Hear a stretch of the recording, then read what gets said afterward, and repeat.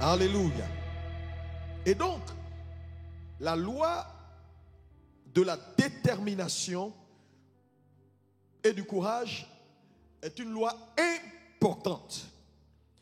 Parce que tout ce que Dieu te demandera à faire dans la vie ne sera pas toujours facile. Je vous ai dit, il est naïf de croire que parce que tu as donné ta vie à Jésus, alors les choses doivent marcher. Ce n'est pas vrai. Ce n'est pas vrai du tout. Donc, même quand tu as vu la vision, même quand Dieu t'a révélé ce qu'il veut faire avec toi, ce n'est pas fini. Il y a encore d'autres principes qui doivent entrer en interconnexion avec la loi de la vision pour t'aider à y arriver.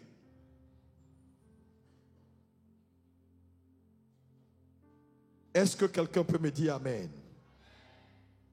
Frères et sœurs, cette loi est importante parce que la vie ne sera pas toujours facile. Dis à ton voisin, la vie ne sera pas toujours facile. Or, dis-lui ça pour que ça rentre dans ses oreilles. Oui. Quand Dieu te parle, quand Dieu met dans ton esprit une vision, la vision te dépasse toujours. Elle te dépasse toujours.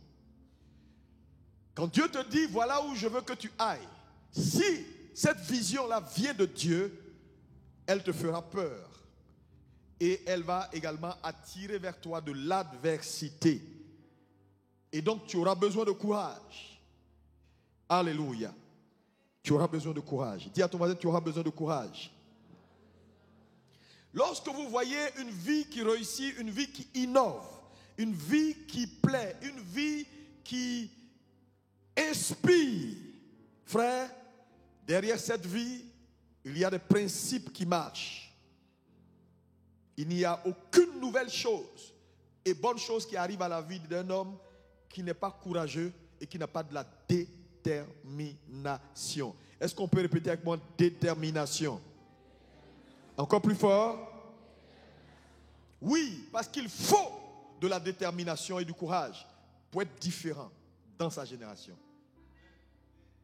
Il faut de la détermination et du courage pour tenir ferme là où tout tente, où tout va tenter à te faire coucher. Il faut du courage et de la détermination. Il faut du courage et de la détermination pour rebâtir une maison complètement endommagée. Il faut du courage et de la détermination pour rebâtir un fils, une fille dans ta maison qui est complètement perdue. Tu as fait tout ce qu'il faut. L'enfant là, il n'y a pas d'espoir. Si tu n'es pas courageux, tu le perds pour toujours. Il faut du courage pour continuer à faire confiance à un collaborateur à qui tu as parlé pendant 20 ans, 30 ans, il ne change pas. Mais tu crois que à la 33e année, il va changer.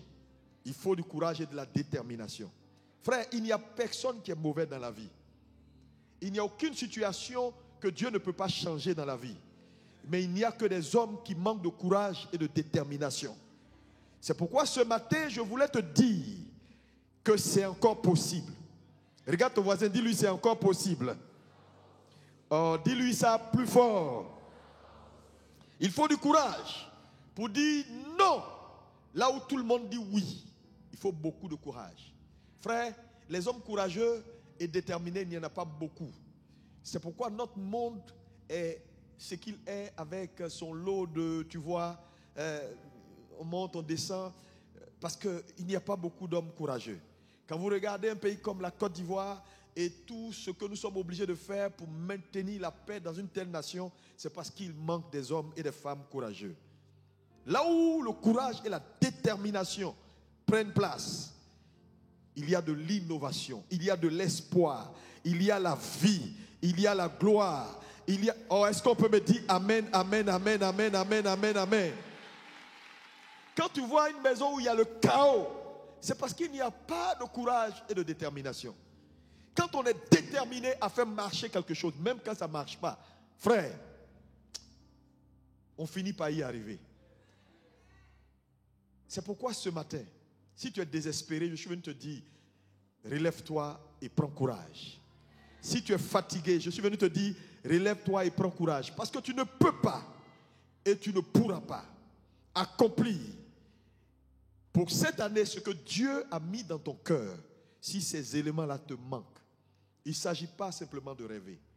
Rêver est une étape, mais ce n'est pas la seule étape.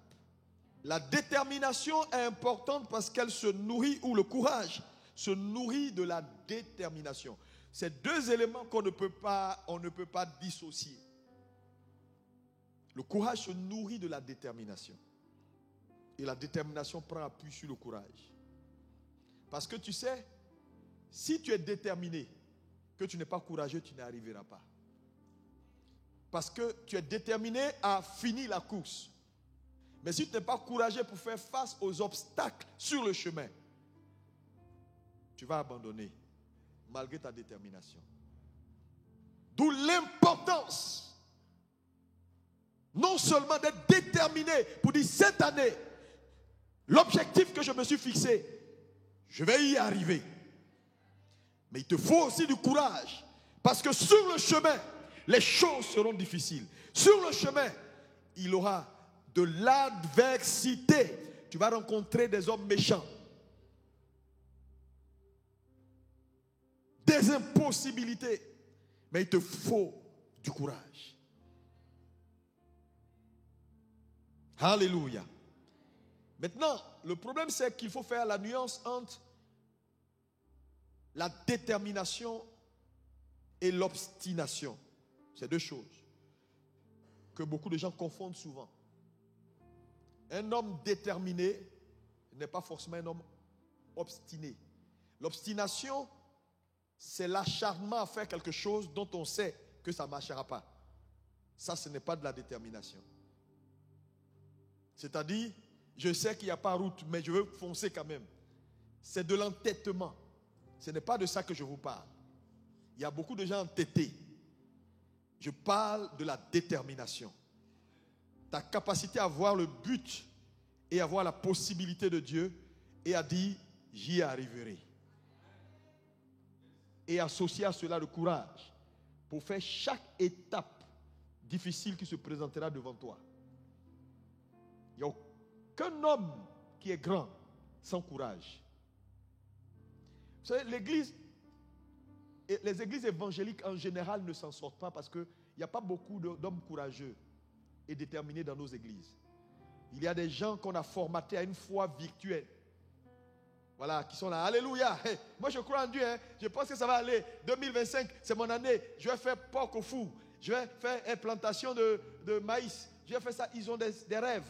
Mais ils n'ont pas le courage nécessaire et la détermination qu'il faut pour aller jusqu'au bout. Ce matin, que Dieu t'accorde sa grâce au nom de Jésus. J'ai dit que Dieu s'accorde sa grâce au nom de Jésus. Que tes visions ne soient pas que des rêves, mais qu'au soir de ta vie, tu les vois s'accomplir au nom de Jésus. Si ton amen est fort, reçois la grâce. J'ai dit, si elle est forte, reçois la grâce. Il te faut plus pour accomplir des grandes réalisations. Plus que des efforts. Les efforts, c'est bon. Mais au-delà des efforts, alléluia. Parce que je vais vous dire une chose que j'ai compris également. C'est le fait que quand vous voyez un homme qui accomplit des exploits, il a de la force. Parce que quand tes forces te quittent, tu vas arrêter. Parce que la vie, elle est faite de force. Soit on l'a, soit on ne l'a pas. La force peut être mentale, elle peut être intellectuelle, elle peut être physique. Mais quand vous voyez un homme, on dit, le gars, on l'envoie, il a perdu ses forces.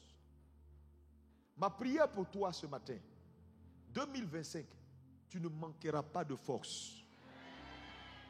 Parce que dans tout ce que Dieu t'appellera à faire, tu auras besoin de la force. Elle peut être juste une force intellectuelle.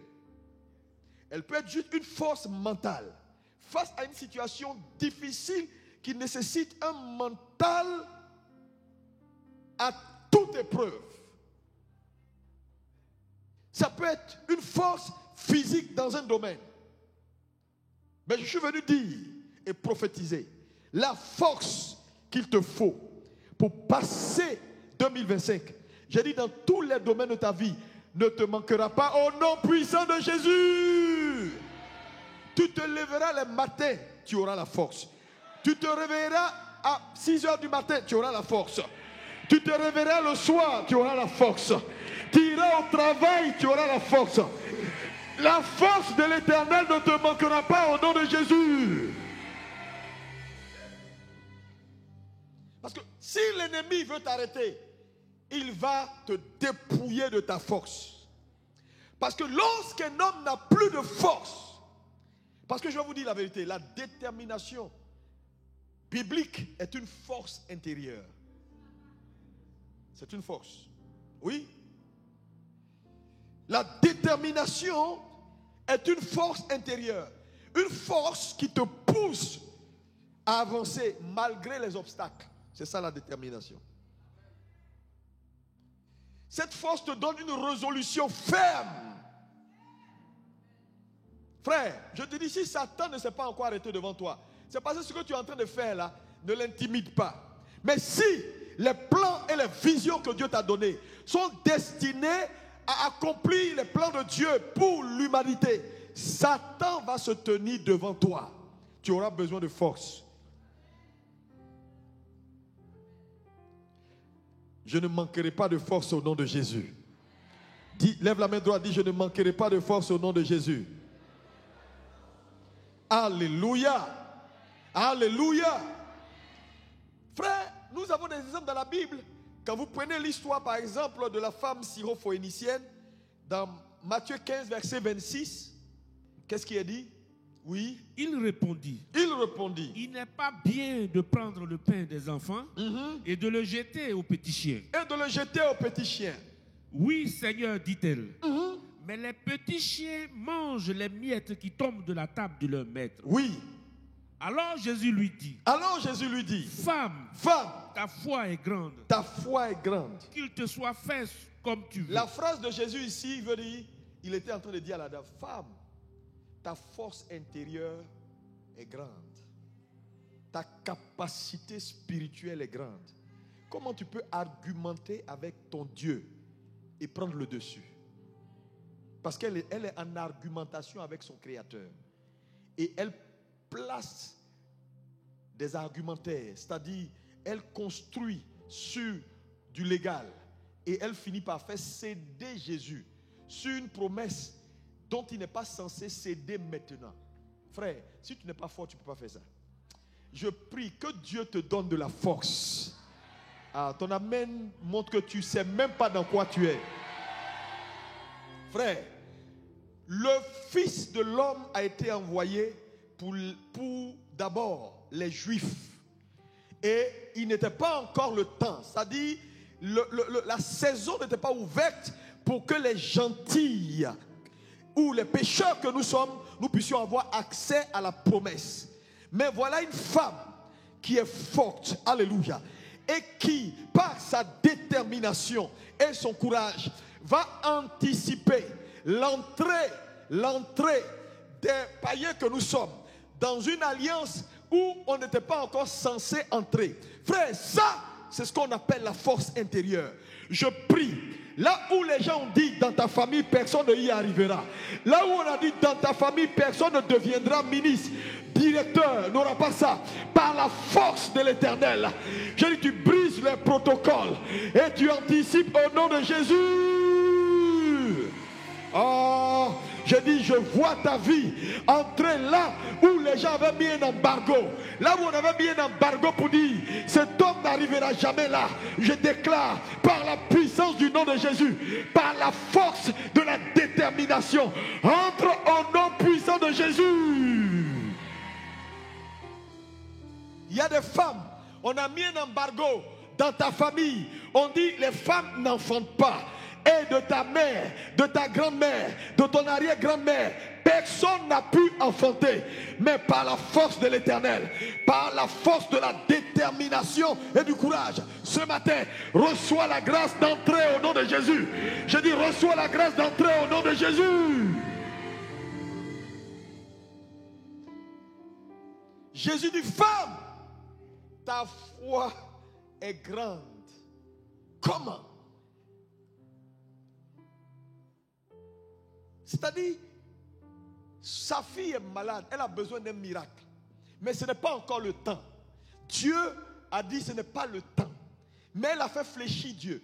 Frère, quand tu deviens un homme spirituel, déterminé, il n'y a rien qui peut t'arrêter. C'est pourquoi je dis, qu'importe le rapport des hommes, des médecins, qui t'a dit c'est pas possible, toi, dis ce matin, c'est possible.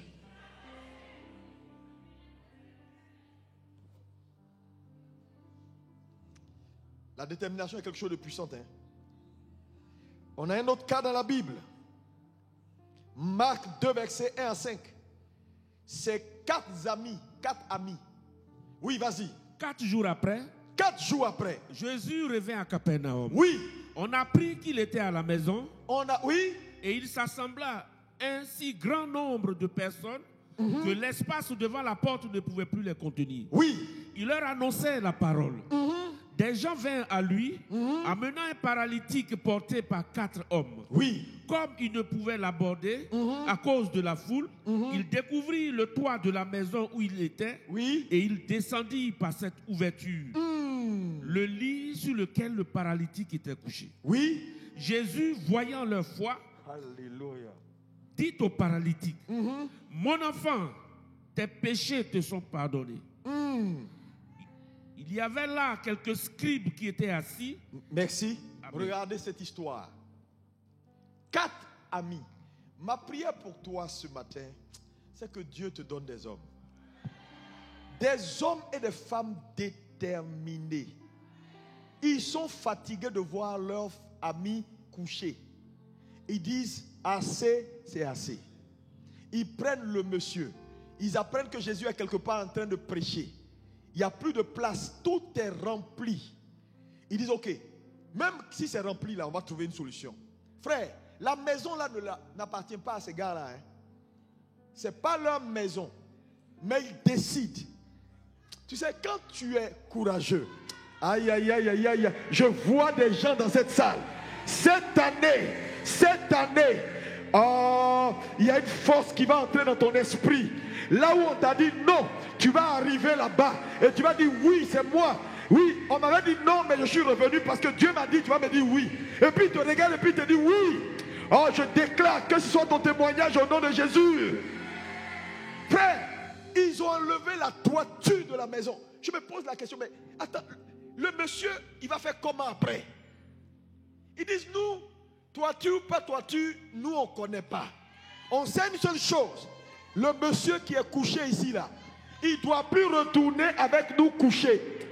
Je prophétise sur ta vie, avant que cette année ne finisse, il y a des choses dans ta vie que tu ne verras plus jamais au nom de Jésus. Je dis que tu ne verras plus jamais au nom de Jésus. Je dis que tu ne verras plus jamais au nom de... Frère, la détermination.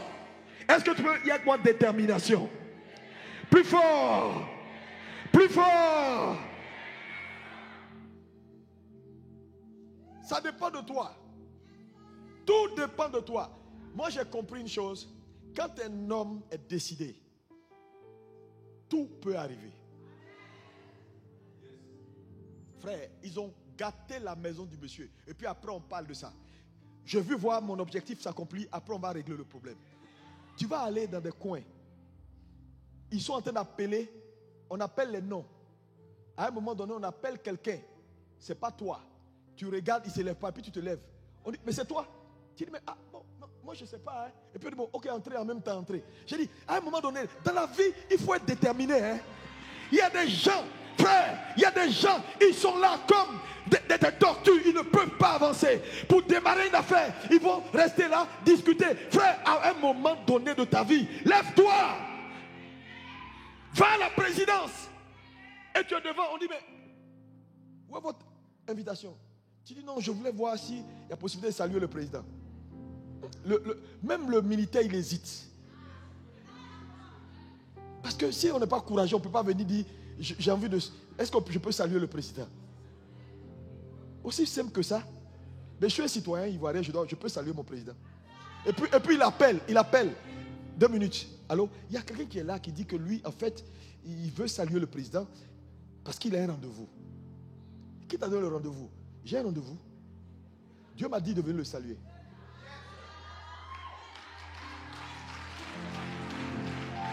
Dieu t'a dit quoi?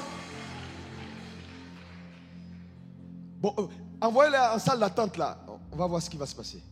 On te fait entrer. Frère, la détermination. Dis avec moi la détermination. Plus fort. Parce que si tu n'es pas déterminé et courageux cette année, il y a des choses que tu ne peux pas faire. Tu ne pourras pas. Tu vas juste rêver. Parce que Satan ne va pas te donner ta destinée sous un plateau d'or pour te dire voilà destinée là-haut. Voilà bébé là-haut. Voilà ce que tu cherches là. Voilà le travail. Non, il ne le fera pas. Il va falloir te battre. Et ceux qui gagnent, ce n'est pas seulement ceux qui vont au combat, mais c'est ceux qui ont du courage.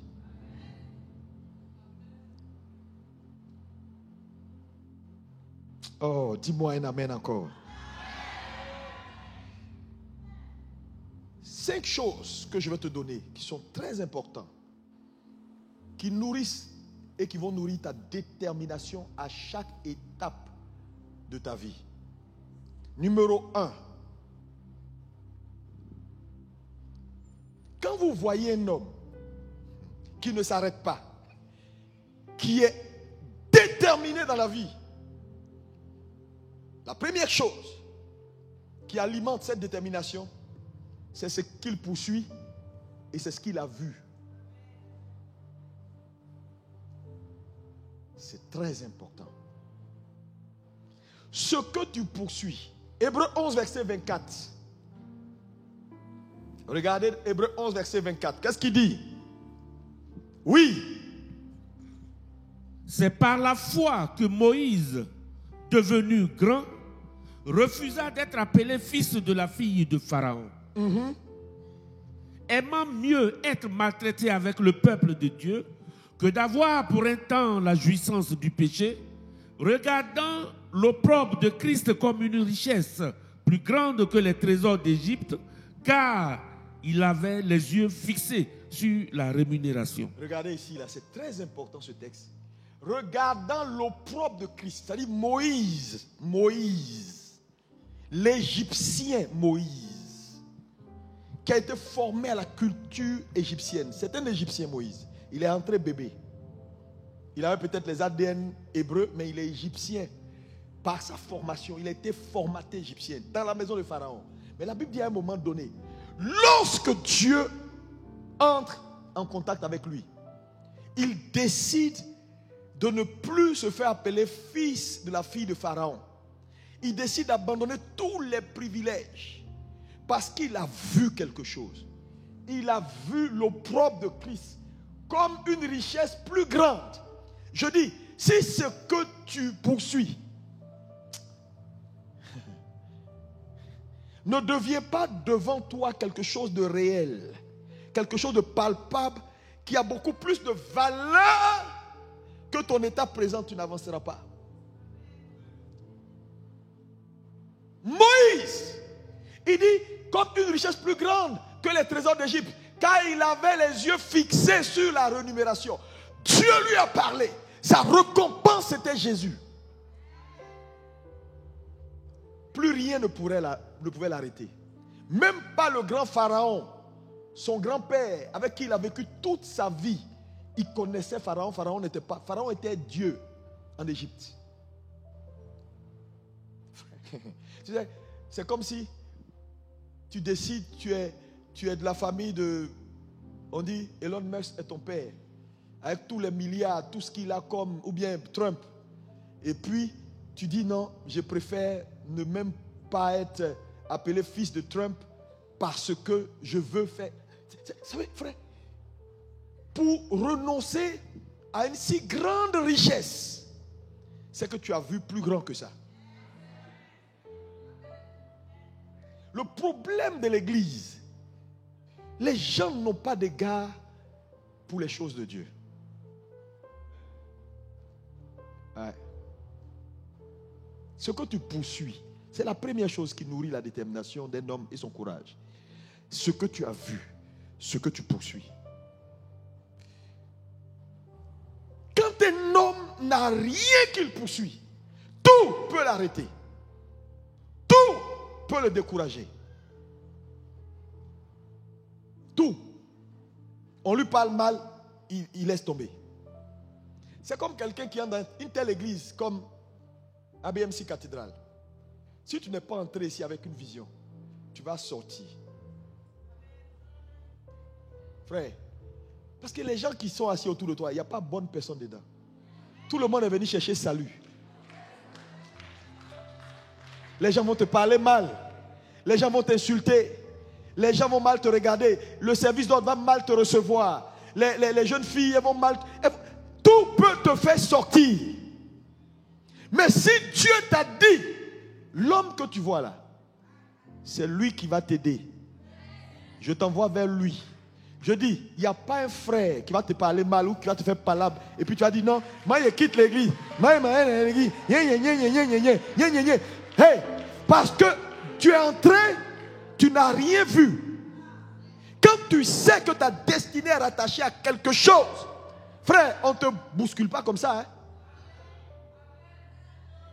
C'est pourquoi je veux prier pour quelqu'un. Vous êtes dans les familles là, vous dansez. C'est mon Jésus là que je veux, c'est bon. Mais à un moment donné, il faut qu'au-delà de ce qui est masse, de tout ce qui est enthousiasme de groupe, chacun sache pourquoi il est là.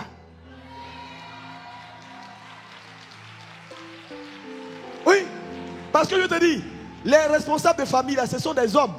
Ils peuvent te blesser, ils peuvent te frustrer. Tu peux venir dire, ah, j'ai demandé à mon responsable de famille de m'aider, il ne m'a pas aidé. Mais si il ne t'a pas aidé, ce n'est pas grave, c'est un homme, c'est un frère. Mais si tu es venu pour danser seulement, tu vas retourner. Alléluia! C'est la première chose. Ce que tu poursuis, dis avec moi ce que je poursuis. Lis-moi Hébreux 12, verset 2. Regardez ce qu'on dit de notre Seigneur Jésus, lui-même. Regardez ce qu'il a dit. Hébreux 12, verset 2. Ayant les regards sur Jésus, le chef et le consommateur de la foi, qui, en vue de la joie qui lui était réservée... On parle de Jésus maintenant. On dit en vue de la joie qui lui était réservée. Jésus, en vue de la joie qui lui était réservée... a souffert la croix. Oui. Méprisé l'ignominie, oui, et s'est assis à la droite du trône de Dieu. C'est-à-dire, la Bible est en train de nous expliquer que Jésus a pu passer tous les obstacles. Il a pu aller jusqu'à la croix parce qu'il a vu. Parce que devant lui, il y avait une joie qui lui était offerte. Dieu lui a donné une promesse qui était devant ses yeux, qui a fait que même quand on le frappait, il ne sentait pas. Quand on le tapait, il ne sentait pas. Quand on le tuait, il ne sentait pas. Parce que c'était devant lui. Et continue. Considérez en effet celui qui a supporté contre sa personne une telle opposition de la part des pécheurs, afin que vous ne vous lassiez point l'âme découragée. Vous n'avez pas encore résisté jusqu'au sang en luttant contre le péché. Et vous avez oublié l'exhortation qui vous est adressée comme à des fils. Mon fils, ne méprise pas le châtiment du Seigneur. Amen. On va s'arrêter là. Alléluia. Est-ce que quelqu'un peut me dire Amen? Amen. Jésus donc a vu quelque chose. Regarde ton voisin, dis le voisin, qu'est-ce que tu poursuis? C'est ce qui va nourrir ta détermination. C'est ce qu'un homme poursuit qui nourrit sa détermination. C'est ce qu'un homme a vu. Moi, qu'est-ce que tu peux faire pour me décourager? Je ne sais pas. Si tu peux faire quelque chose. Parce que quand Dieu est venu me parler, tu n'étais pas là. Frère, je ne peux jamais. Oh, je ne sais même pas s'il faut en parler. Parce que quand quelque chose devient impossible, on n'en parle même pas. Parce que impossible, c'est impossible. Tu as fait comment pour me décourager? Parce que c'est tellement réel dans mes yeux. C'est la première chose. Deuxième chose qui nourrit la détermination et le courage d'un homme, c'est la passion que tu as pour ce que tu poursuis. Parce que tu peux poursuivre quelque chose. Si tu n'as pas la passion de la chose, tu vas t'arrêter un jour. La passion, c'est tout dans la vie. Vous savez, il n'y a pas beaucoup de passionnés dans l'église. Hein. La passion, c'est un désir qui est puissant. C'est une énergie que le but que nous poursuivons crée en nous. C'est-à-dire, ce que je poursuis là crée en moi une énergie. Et elle me donne d'être passionné de la chose. Pourquoi les gens vivent leur vie comme ils veulent? Ils ne veulent pas soutenir l'œuvre de Dieu. Ils ne veulent pas investir dans l'œuvre de Dieu. Parce que Dieu n'est pas leur passion. Tu ne peux pas être passionné de quelque chose et négliger la chose. Ce n'est pas possible. Quand tu es passionné là, tu es prêt à mourir pour la chose. Quelqu'un me dit passion.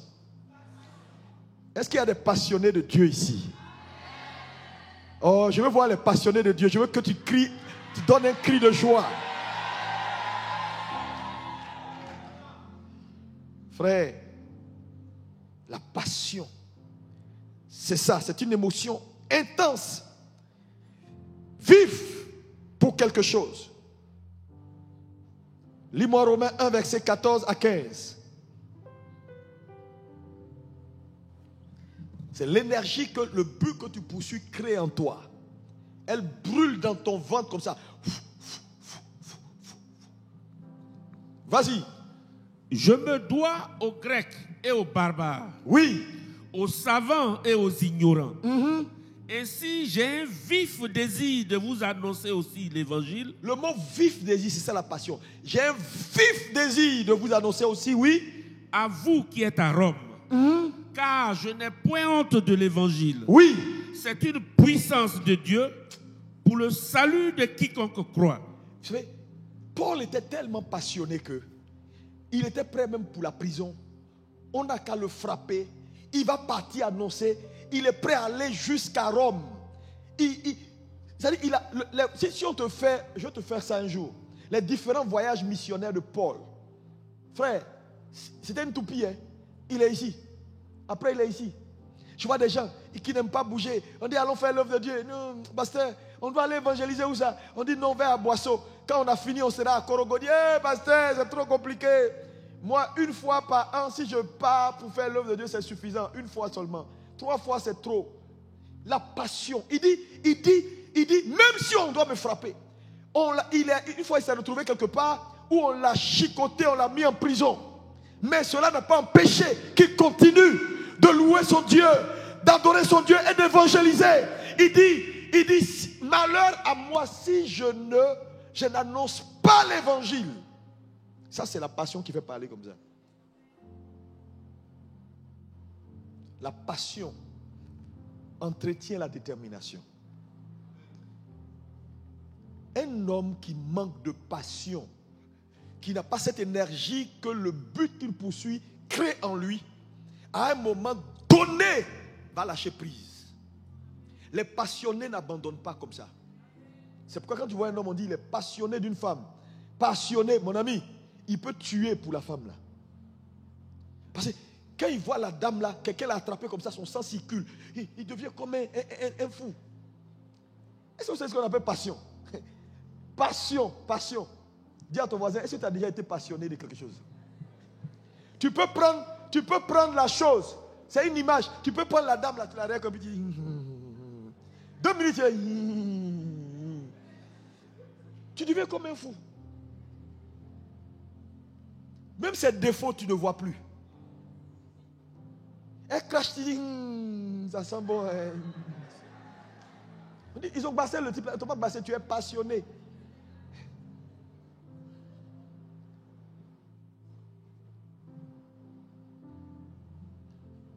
Quand tu as la passion de quelque chose, tu sais, vous êtes d'accord avec moi que quand quelque chose vraiment t'intéresse et que tu as de la passion pour la chose, tu n'es jamais fatigué pour ça.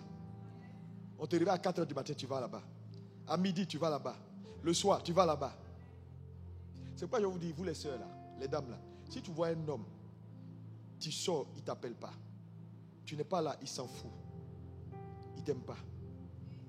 Tu es à côté, il ne va pas là-bas. S'il dit c'est un menteur qu'il faut gifler.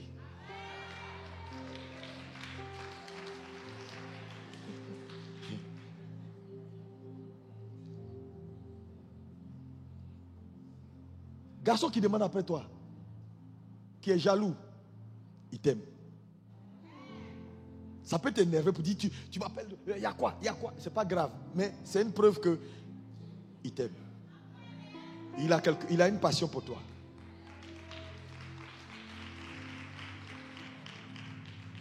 Quelqu'un qui s'en fout de toi, ta présence était à ton absence. Il ne fait que parler.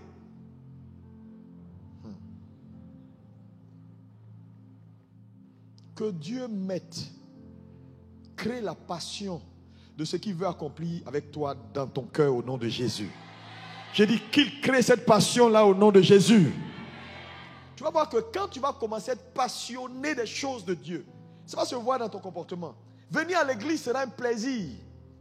Tu ne vas pas venir à l'église une fois chaque 3 mois. Non! Quand on dit Dieu, tu es là. C'est ta passion. Quand on dit servir, tu es là. Quand on dit investir, tu es là. Pourquoi? C'est ta passion. Dieu cherche des passionnés. Parce que la passion entretient notre détermination à ne jamais abandonner. Un passionné est quelqu'un qui est prêt à sacrifier tout pour ses objectifs. Vous savez, ce qui fait que les gens continuent d'avancer malgré les risques, malgré les obstacles, ce n'est pas leur talent, c'est leur passion. Tu peux avoir un talent et ne rien devenir avec ce talent-là si tu n'es pas un passionné. C'est la passion. C'est de l'énergie. C'est une force intérieure qui nourrit ta détermination. C'est la deuxième chose, ce que tu poursuis. Et la passion de ce que tu poursuis. Parce que tu peux poursuivre quelque chose. Si tu n'es pas passionné de ça, ça ne va pas aller quelque part. Troisième élément qui nourrit ta détermination, c'est ta foi en Dieu. Dis avec moi la foi. Plus fort. Plus fort. Quand je parle de la foi ici, c'est la connaissance que tu as de ton Dieu. Quand vous voyez des gens comme Paul en prison, et puis ils sont en train de chanter, ils ont cru en quelqu'un. Aïe, aïe, aïe, aïe, aïe, aïe, aïe, aïe. Quand vous voyez les enfants, les 3 Hébreux, les compagnons de Daniel à la fosse au lion, ils disent, oh roi, vis éternellement. Même si tu nous jettes, ce n'est pas grave. On sait une chose, notre Dieu, il est vivant. Quand quelqu'un parle comme ça là, il n'a pas que la passion. Il a rencontré quelqu'un.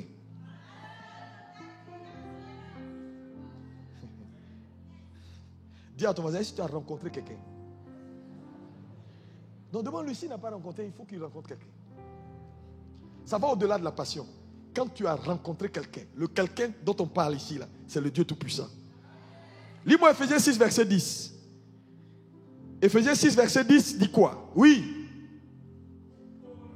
Au reste, fortifiez-vous dans le Seigneur. Fortifiez-vous dans le Seigneur. Et par sa force toute puissante. Oui. Revêtez-vous de toutes les armes de Dieu. Il dit fortifiez-vous dans le Seigneur et par sa force toute puissante. Quand tu rencontres cet homme de Galilée, ce Dieu tout puissant, frère, tu ne manqueras pas de force. Il dit fortifiez-vous dans le Seigneur. Frère, la force d'un homme lui vient de la connaissance qu'il a de son Dieu. Ah, j'ai dit cette année, la force ne te manquera pas. Oh. J'ai dit la force ne te manquera pas. Lis-moi 2 Timothée 1, verset 12. La Bible dit, si nous persévérons, oui, nous régnerons aussi avec lui. Si nous le régnons, lui aussi nous régnera. Si nous persévérons, nous régnerons aussi avec lui. 2 Timothée 1, verset 12. Frères et sœurs, c'est votre assurance. C'est votre assurance dans le Dieu que vous servez qui va faire la différence dans votre vie et dans votre marche cette année. Quelqu'un me dit Amen. Amen. À partir du verset 11. Oui. C'est pour cet évangile que j'ai été établi prédicateur et apôtre, chargé d'instruire les païens. Et c'est à cause de cela que je souffre ces choses. Mais j'en ai point honte. Car je sais en qui j'ai cru. Il dit c'est en qui il a cru. Et demande à ton voisin, est-ce que tu sais en qui tu as cru? Non, vous savez, je suis en train de te donner des éléments importants. Parce qu'il ne faut pas venir me dire, pasteur, j'ai tout fait, la chose ne marche pas. Non, non, non. Je vous dis, il n'y a rien que Dieu ou qu'un homme poursuit qui ne marche pas. Quand quelque chose ne marche pas, ce n'est pas la chose qui ne marche pas, c'est toi qui ne marches pas. Dis à ton voisin, quand tu n'arrives pas à faire quelque chose, ce n'est pas la chose, c'est toi qui ne marches pas bien. Je suis en train de dire comment bien marcher. Parce que si tu ne marches pas bien, ce que tu veux voir là ne va pas venir. Ce n'est pas une affaire qui échoue, c'est un mental qui échoue. Ce n'est pas un foyer qui échoue, c'est une attitude qui a échoué.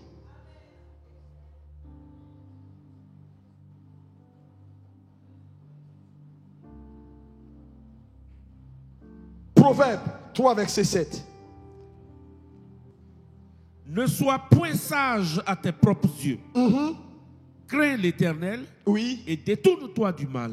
Crains l'Éternel, confie-toi en lui, fais-lui confiance. Tape ton voisin, ce matin, fais confiance en ton Dieu à 100%. Arrête de t'appuyer sur tes histoires. Que Dieu soit ton meilleur allié cette année. J'ai dit que Dieu soit ton meilleur allié cette année. Que sa capacité ne te manque jamais. Lis-moi Josué 1, verset 9.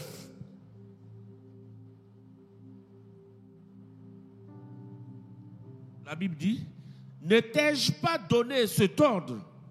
Fortifie-toi et prends courage.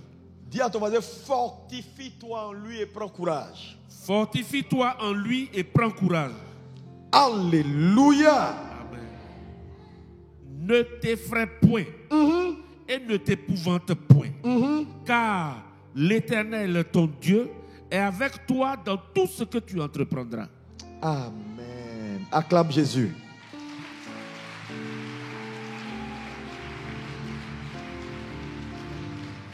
Dieu ne vous a pas choisi, ne vous a pas établi pour être des victimes. Non. Il vous a choisi. Il vous a établi pour être des champions. Est-ce qu'il y a des champions dans cette salle? Champions toutes catégories. Est-ce que je peux voir les champions toutes catégories?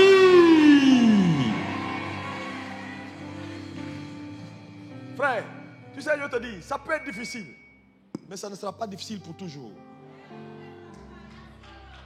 Dieu ne t'a pas établi pour être une victime, pour être un loser.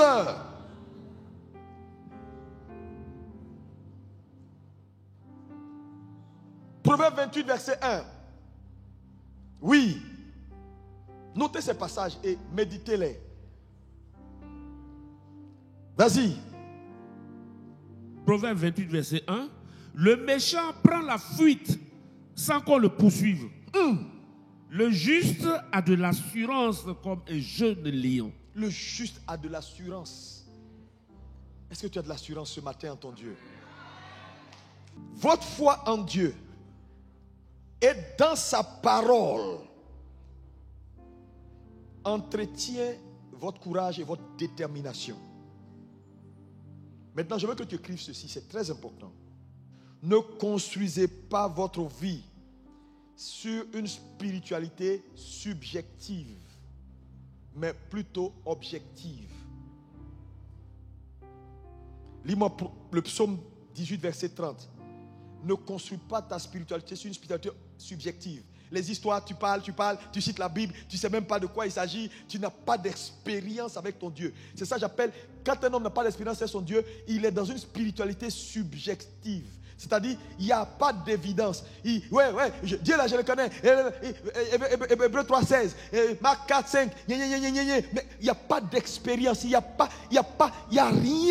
rien de concret entre lui et son Créateur. Frère, tu es en danger. Satan n'a pas peur de ce que tu dis. Il a peur de ce que tu sais. Lis. Les voies de Dieu sont parfaites. Oui.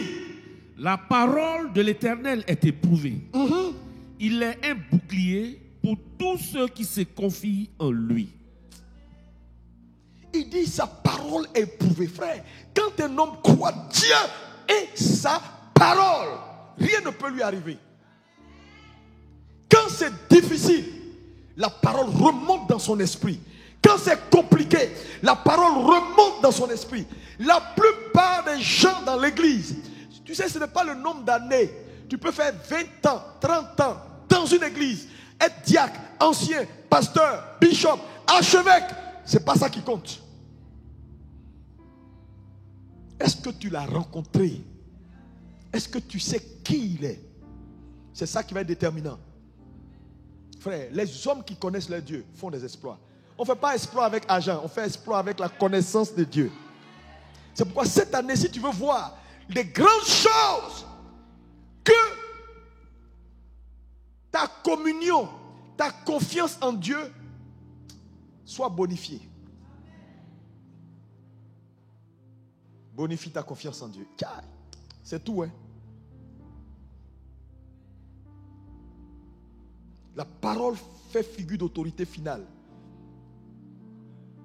Et je veux te dire, j'ai dit ne construis pas ta spiritualité sur des choses subjectives. Tu parles parce que les gens ont dit. Tu parles parce que quelqu'un a prêché. À un moment donné, tu dois le connaître tel qu'il est. Parce que je veux te dire, il est écrit est plus grand que j'ai vu. Il est écrit est plus grand que je sens. Il est écrit est plus grand qu'une expérience. Une expérience, c'est quoi? N'importe quoi peut te donner une expérience. Mais ce qui est écrit est écrit. Il dit, ma parole est éprouvée. Et elle subsiste. Le problème de l'église, c'est ça. Les gens ne croient pas la parole. Et ne croient pas en leur Dieu. Parce qu'on ne peut pas dissocier le Dieu en qui tu crois de sa parole. Il est écrit est plus grand que j'ai vu un ange. J'ai vu un ange. On s'en fout si tu as vu même 10 anges. Ce matin, quelqu'un doit faire le choix d'avoir une vraie expérience personnelle avec son Créateur. Ta vie va changer. Hein? Rien ne pourra t'arrêter sur le chemin de ton accomplissement et des grandes réalisations. Dieu va faire par tes mains des choses. Les gens vont voir et vont acclamer Dieu. Et toi, tu sauras que c'est Dieu.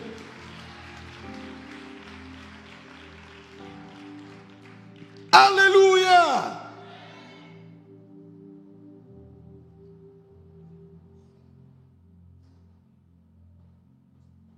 Dieu ne nous a pas sauvés pour être des losers, mais pour être des champions.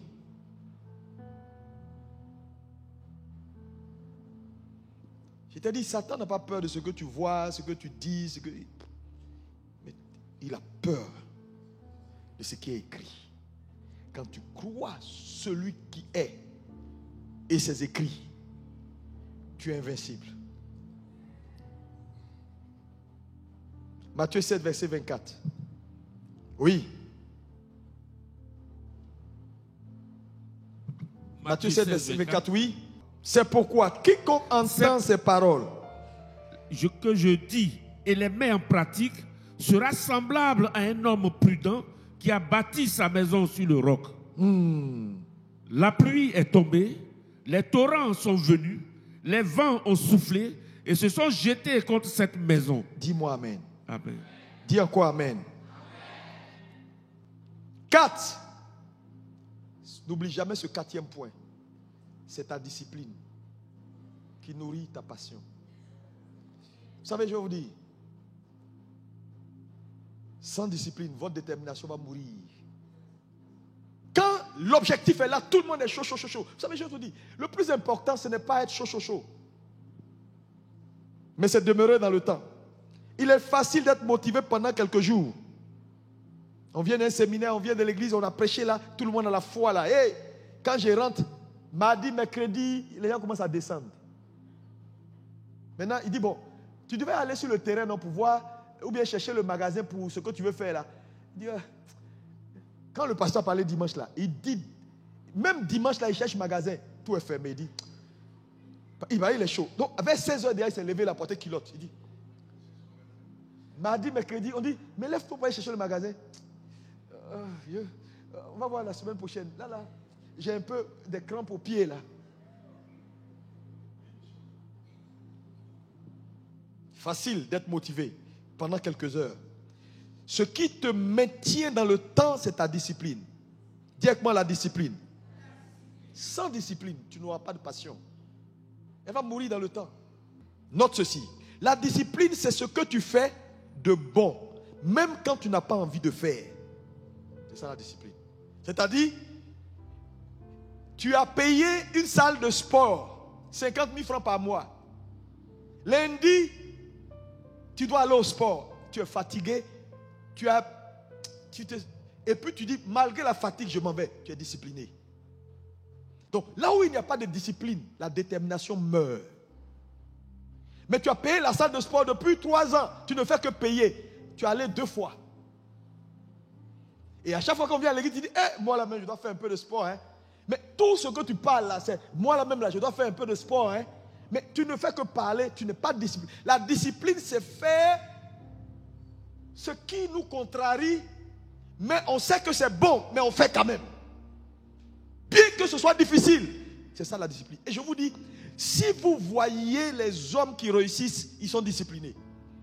Les grands hommes, les hommes d'affaires, même dans le monde, le problème de l'église, c'est ça. C'est-à-dire, on manque de discipline. C'est-à-dire, on a de bonnes intentions, mais en vrai, dans la vie quotidienne, on ne veut pas se surpasser pour dire, c'est vrai, je n'ai pas envie, mais je vais le faire. Par exemple, tu sais que tu dois manger 1 fois par jour, parce que c'est bon pour ta santé, et puis tu es dans un régime, tu as faim, mais tu tiens sur ça. C'est ça de la discipline. Et à force de le faire, tes muscles intérieurs se développent.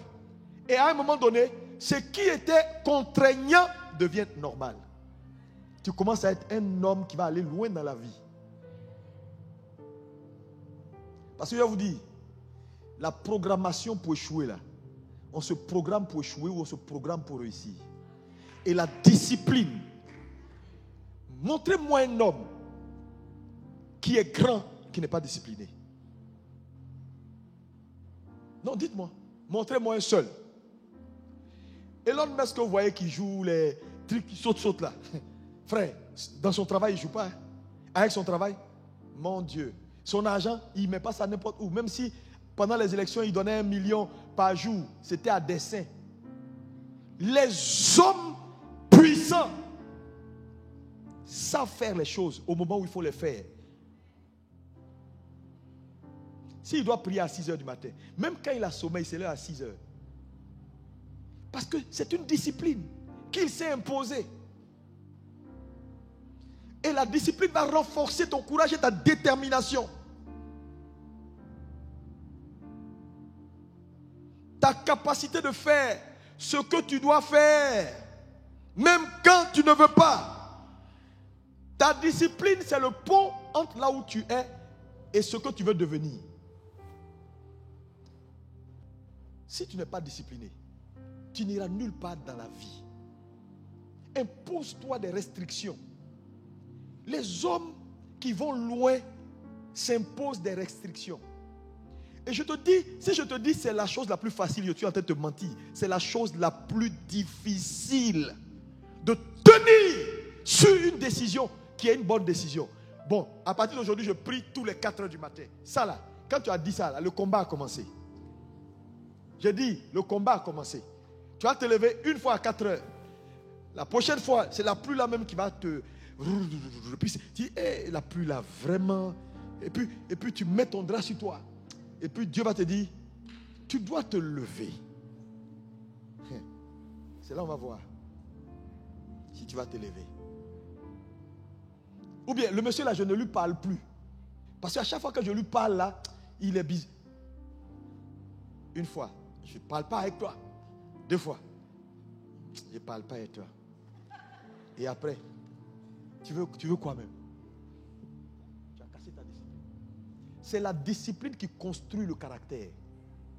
Là où il n'y a pas de discipline, les hommes, quand tu vois un homme qui est bien et qui est bien fait, il ne faut pas croire qu'il est tombé du ciel. Hein. C'est quelque chose qu'il a fait. C'est pourquoi tu veux que les gens te célèbrent. Tu veux que les gens viennent vers toi. Tu veux que les gens viennent te louer. Discipline-toi. Donne-toi des valeurs. Ça va bonifier ta vie. Les gens vont te payer. Ils vont te payer. Les gens vont te payer. La richesse, c'est ça. Quand un homme gagne en valeur, il devient plus riche. Mais la valeur ne vient pas comme ça. Elle vient par la discipline, par des choix. Quand les gens entrent dans ton quotidien, ils voient que tu es un homme honnête. Mais l'honnêteté, c'est une discipline. Je décide de dire la vérité aux gens, même si ça doit me coûter. Je ne veux pas être un faux pasteur qui ment, qui maquille les choses. Je dis, si j'ai besoin d'argent, il dit, donnez-moi l'argent, je vais faire le travail. Moi, je n'ai pas. Mais je ne vais pas venir dire, le Seigneur m'a dit, je ne te dirai pas ça. Est-ce que tu comprends? Regarde ton voisin et dis, sois discipliné. Oui. Tu vas voir que ta détermination ne manquera jamais. Est-ce que quelqu'un peut dire Amen? Acclame Jésus. La discipline, c'est le pont entre là où tu es et ce que tu veux devenir. 5e et dernière chose qui nourrit ta détermination, c'est ton environnement. Ton exposition nourrit ta détermination. Frère, il y a des gens, ils ont perdu le courage à cause de là où ils sont allés s'asseoir. Tu sais, il y a des environnements qui peuvent détruire ton courage et ta détermination. Et ce n'est pas dans toutes les églises où on va s'asseoir.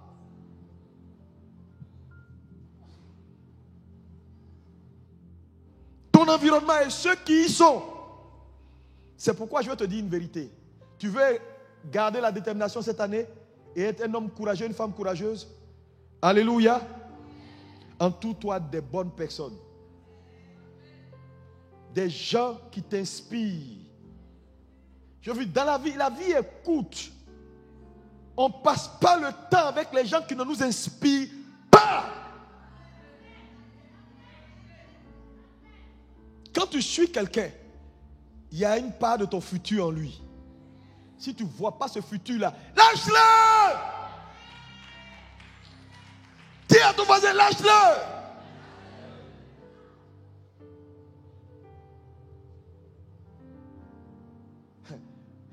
Il y a des gens qui vont entrer, ils vont te décourager. Ils vont te vider tes forces. Est-ce qu'il y a des gens qui vident la force? Des environnements qui vident la force. Tu avais un peu d'énergie. Quand tu vas là-bas, quand les gens finissent de parler, tu as l'impression que c'est demain il y a un coup d'État, et puis demain la Côte d'Ivoire est finie.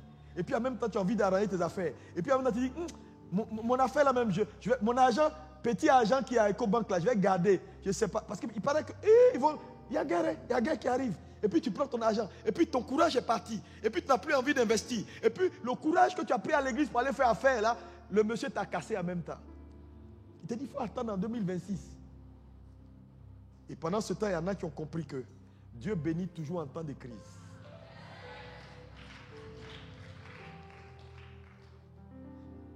Frère, Ton environnement est déterminant pour nourrir ta détermination.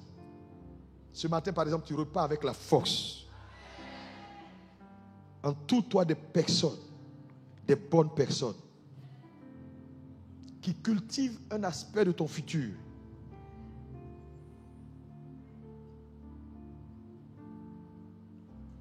Il faut t'éloigner des gens médiocres. Dis les hommes médiocres. Souvent, je vois des jeunes gens qui, quand tu vois le monsieur, tu sais qu'il a de l'avenir. Il dit, mon frère, tu pries où? Il dit, non, je suis assis quelque part derrière Yopougon, vers Sikobois là, chez une prophétesse qui parle comme ça. Mon ami, tu ne réfléchis pas beaucoup bien, quoi. L'environnement est important. C'est important pour ce qu'on devient dans la vie. Entoure-toi des bonnes personnes. Quand quelqu'un te vide de tes forces, il faut fuir la personne. Parce que tu as besoin de force pour réussir. Dis, j'ai besoin de force pour réussir. Sois fort, nourris ton mental. Parce que la détermination se nourrit également d'un mental qui est fort. Mais il faut marcher avec des gens forts pour être fort. Parce que tu vas faire face à des choses. Je vous dis, la vie n'est pas facile. Hein? C'est pourquoi je vous dis, il te faut du courage. Il te faut du courage. Il te faut du courage pour être différent. Il te faut du courage pour réussir. Il te faut du courage pour être un bâtisseur. Il te faut du courage pour avoir une histoire à montrer à tes enfants. Il te faut du courage. Regardez le nombre de gens dans nos cimetières qui ont laissé des livres qu'ils n'ont jamais écrits, qui ont laissé des maisons qu'ils n'ont jamais bâties, qui ont laissé des inventions qui ne sont jamais sorties, qui ont laissé des ONG qui ne sont jamais sorties, qui ont laissé des idées qui ne sont jamais sorties. Pourquoi? Ils ont manqué de courage. Ils n'ont pas été déterminés. Ouais. Sois fort. Dis avec moi, sois fort. Un autre point important, c'est que développe ta gratitude quotidienne. En célébrant à chaque étape tes petites victoires. Elles nourrissent ta détermination. Ne crois pas que c'est la fin qui va te donner le bonheur. Le parcours donne également le bonheur. Si tu ne sais pas profiter de ton parcours, tu vas vomir quand tu verras la fin. C'est l'ensemble du parcours qui donne à la fin d'avoir tout son sens. Tu es une jeune fille, tu es un jeune homme, vis. Sois heureux, célèbre tes victoires, même quand elles sont petites.